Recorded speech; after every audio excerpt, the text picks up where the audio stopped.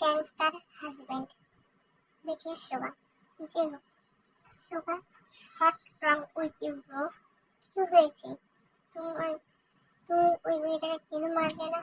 সুগা, sorry Hyung, I think I have her. আমি ওকে মারতে পারবো না। জি হোক, কি? সুগা, তুমি কি ভুলে গেছো ওর মামা আমাদের বাবাকে ফোন করেছে? সুগা, না, ভুলিনি।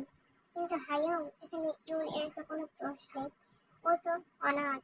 জিও, কিন্তু ওর মামার ওর ছাড়া কেউ নেই, ওকে মারলে আমাদের প্রতিশোধ নেওয়া হয়ে যাবে। সুগা, না হায়ং, এমন করো না। আমি ওকে ভালোবাসি, একটু বোঝার চেষ্টা করো। আই থিঙ্ক সুগা ঠিক বলেছে। হায়ং, ইউনকে ছেড়ে দাও, ওর তো কোনো দোষ নেই।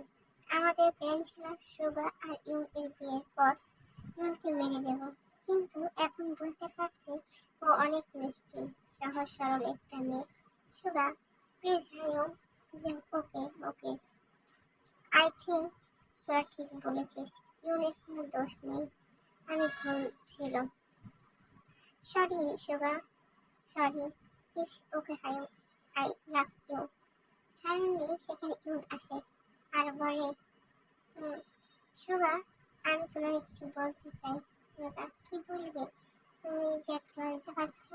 যে যে ভাইও, চলো আমরা এখন বাইরে যাই। ইউন, না ভাইও, আমাদের কোথায় যেতে হবে না। কথাটা হচ্ছে আমি প্রেগনেন্ট। সুগা, ও রিয়েলি? ইউন, আমি অনেক খুশি। সুগা ইউনকে হাগ করে। আফটার 9 মান্থ রাতের বেলা হঠাৎ ইউন এর পেন শুরু হয়। যে হোক, জিমি অ্যান্ড সুগা তাকে হসপিটাল নিয়ে যায়। কিছুক্ষণ পর ইউন হুট করে একটা মেয়ের সন্তানের জন্ম দেয়।